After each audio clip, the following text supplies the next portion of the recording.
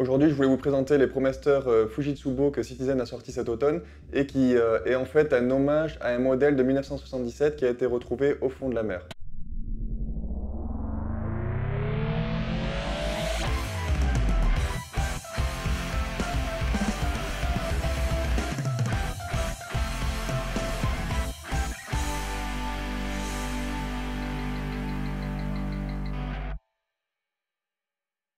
Alors l'histoire, c'est qu'en fait, en 1983, sur la plage de Long Beach en Australie, un plongeur a découvert une montre qui était vraiment complètement recouverte de coquillages. Et il s'agissait en fait du modèle Challenge Diver qui était sorti 6 ans plus tôt. Et puisque c'était une plongeuse, elle a super bien tenu et apparemment même le mouvement était vraiment intact. Et du coup, cet automne 2022, Citizen dévoile la collection ProMaster Mechanical Diver 200 mètres qui s'inspire justement de ce modèle de 1977. Et elles sont surnommées Fujitsubo, que je prononce sûrement très mal, et qui est le nom de coquillage retrouvé sur la Challenge Diver en 1983. Donc là, pour cette réédition, on a deux modèles qui sont en titane, une noire sur bracelet rubber et une bleue avec bracelet titane.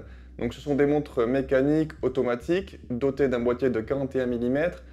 L'épaisseur, elle est de 12,3 mm et on a une étanchéité sur les deux de 20 bars. Donc ça correspond à 200 mètres. Et on a bien sûr une couronne vissée. À l'intérieur, on a le mouvement 90-51 avec 28 800 alternances par heure qui est normalement réservé au modèle assez haut de gamme chez Citizen. Bon, ça dépend de ce qu'on appelle haut de gamme, mais pour moi, voilà, pour une marque comme Citizen, on parle bien de haut de gamme quand on dépasse les 600 €. On a une réserve de marche de 42 heures avec une précision de moins 10 à plus 20 secondes par jour. J'ai vérifié avec mon chrono comparateur et j'en ai une qui a j'en ai une qui a plus 3 secondes par jour et l'autre qui a plus 2 secondes par jour. Donc du coup, j'ai fait vraiment une moyenne. Il n'y a rien à dire de ce côté-là, même en sortie de boîte, c'est excellent. On a une lunette unidirectionnelle et c'est la seule chose négative que j'aurais à dire sur ces montres. Voilà, la lunette, elle aurait pu être un peu plus sympa, je pense. Je parle bien de la lunette, hein, pas de l'insert de lunette qui est en aluminium. Je parle de la lunette qui aurait pu être un peu plus sympa et surtout avec un meilleur grip. Mais bon, c'est vraiment un détail, mais je trouve qu'elles s'accrochent pas si bien que ça, quoi. Elles ont un verre en saphir avec traitement anti-reflet. Donc pour cette gamme de prix, c'est normal, hein, c'est ce qu'on espère avoir. Et surtout, le bord biseauté qui donne un look vraiment vintage et très sympa. Mais après, moi, ce que j'ai remarqué sur les verres avec biseau, l'inconvénient, c'est qu'en général, il y a de la merde qui s'accumule à cet endroit-là. Mais bon, un petit coup de brosse à dents de temps en temps, et voilà, c'est nettoyé, mais je préfère vous le dire au cas où.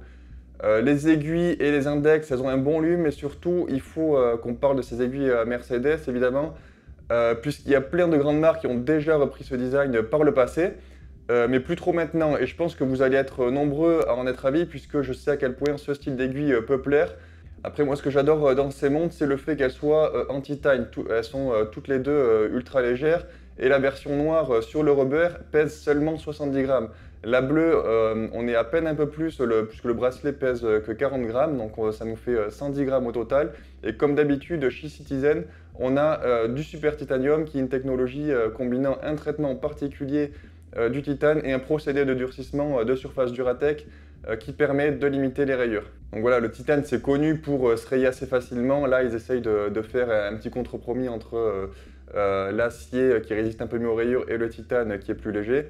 Donc c'est pas mal. Sur la bleue, on a une boucle déployante avec la possibilité de régler à la volée jusqu'à 20 mm. Donc ça peut vous servir quand vous mettez une combinaison néoprène par exemple, pour ceux qui surfent, qui plongent avec.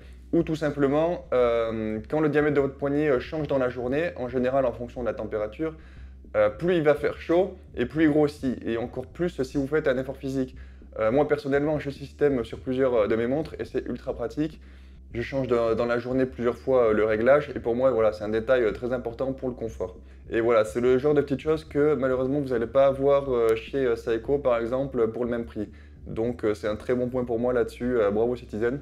Mais moi, ma préférée, ça reste la version noire, puisqu'on a un rubber classique avec un look vintage, qui est vraiment en totale cohérence avec la montre, une boucle à ardillon classique, mais surtout, ce que j'aime dans ce modèle, c'est qu'elle se fait vraiment oublier au poignet. Je sais qu'il y en a qui aiment bien les plongeuses, mais à cause du poids, voilà, ils passent pas forcément le cap. Donc là, c'est une occasion de passer à l'action cette fois avec cette plongeuse qui est très légère. La bleue, elle est à 749 euros, la noire à 649 euros. Et franchement, c'est un sans faute jusqu'au bout. Voilà, le seul truc négatif que j'ai dit pour moi, c'est la lunette. Mais c'est vraiment un détail. Et c'est en plus, c'est aussi une histoire de goût. Donc si vous voulez les acheter, je vous recommande David et Philly. Dites-leur que vous venez de ma part. Ils sont super sympas. Et c'est eux qui m'ont prêté ces deux montres justement. Citizen est en train de tout exploser en 2022, j'ai l'impression, avec des très bonnes sorties. Je suis certain que ces modèles vont très bien marcher, en grande partie parce que c'est un hommage qui a un modèle qui a déjà super bien marché.